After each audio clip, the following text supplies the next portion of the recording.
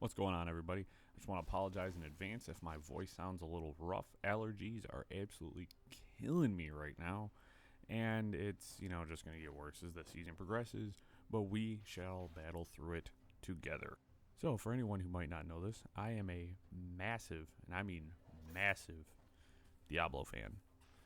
Particularly the first and second games. The third one was really kind of a missed situation for me. I didn't think the third game was all that good. I think it lost some of its ways, but that's a topic of discussion for later.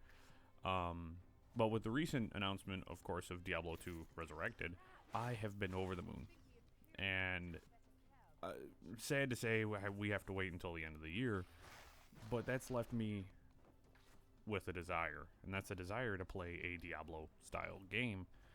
And I've already played and I've beat Diablo 3, so I'm, not interested in getting back into that. So, I was kind of like, I was like, I don't really know what's out there right now that's kind of the same. And then, of course, Xbox Live decides to say, oh, here's a free game that's in that kind of style. And what you're seeing is Vikings, Wolves of Midgard, which, in all honesty, is a pretty decent game. It's pretty decent. All around, I think this is a pretty good game. It's scratching some of that itch for me. It's really kind of getting in there and really helping me pass some time, and kind of quell some of that urge to play Diablo. I mean, I could just buy Diablo 2, but I'd rather just save my money until the end of the year and really let my excitement build. Now, I will say off the top that this game's gameplay is ultra simplistic, and in fact, there's times where it feels overly simple. And some of the mechanics are a little janky, and they don't quite live up to the standards of a lot of other games in the same vein. I feel like they oversimplified some of the stats and some of the things.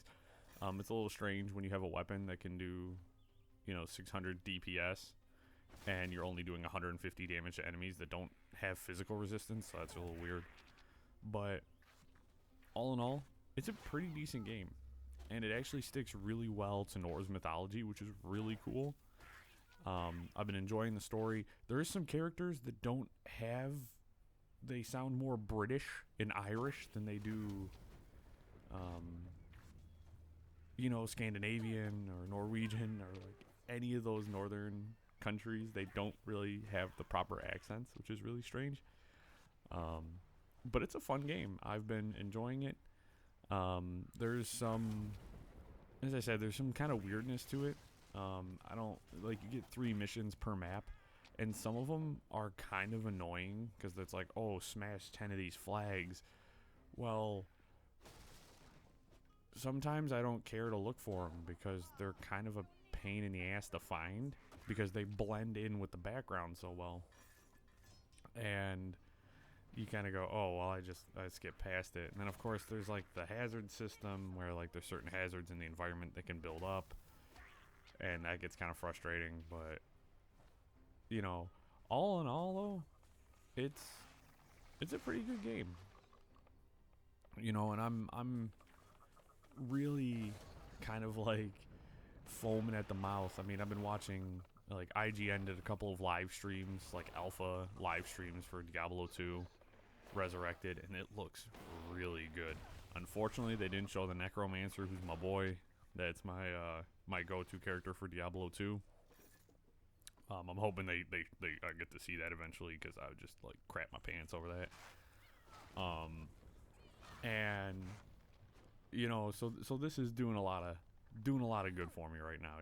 It's really kind of hitting some of those marks. I did also see that Warhammer also has Chaos Bane. I know it's been out a little while, and I kind of like have been putting that one to the side, but I think it's time I play that one. I think it's more than enough time. So probably after I finish Vikings, I'll jump on that one. But no, this is a cool game. If you have an Xbox, I think it's on everything. I definitely think this is on everything, but it's free on Xbox right now. So I'd recommend downloading it. It's a fun game. It's simple.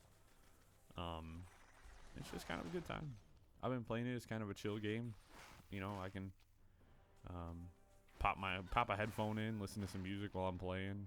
You know, the story isn't like super crazy, and like it's not gonna like super draw you in or anything like that. But if you're looking for a game just to help kill some time and have some fun and kind of have that good core mechanic, because it can get challenging at times too, which I appreciate. Because I mean, there were some times where I was playing it where I was like in the early game where I was like, this is really easy. And I was like, do I need to turn the difficulty up? And I got a few hours in, and the difficulty ramped up enough that I don't think I need to raise the difficulty again, or at all. Actually, I should have put it on Valhalla mode, which is, of course, if your character dies, you lose that character. That would have been a fun run. So I might do that with the second character. But no, it's a cool game, and if you're like me and kind of a diehard Diablo fan and you really like games of this nature, I mean, I love these kind of top-down RPGs. Been a big fan. You know, Diablo, for anyone who remembers the Champions of Norath games. I mean, let me throw an obscure game title out there for anyone who might not know what that is. You know, was it Baldur's Gate 2? You know, there's so many good games that are unfortunately kind of lost to time currently, and there's some franchises I'd love to see come back. So yeah, just kind of chilling out. Wanted to kind of share this one for everybody, and if anybody's in the market for a Diablo style game, this one's a couple of years old at this point. I think it came out in 2018. Give it a look. It's fun. Definitely a good time, and there's a lot to be had here. And I hope you enjoyed the video. Give it a like, give it a dislike, comment, subscribe, and come back for more, because there's always more content around the corner. I hope you have a good day, and I hope to catch you in the next video.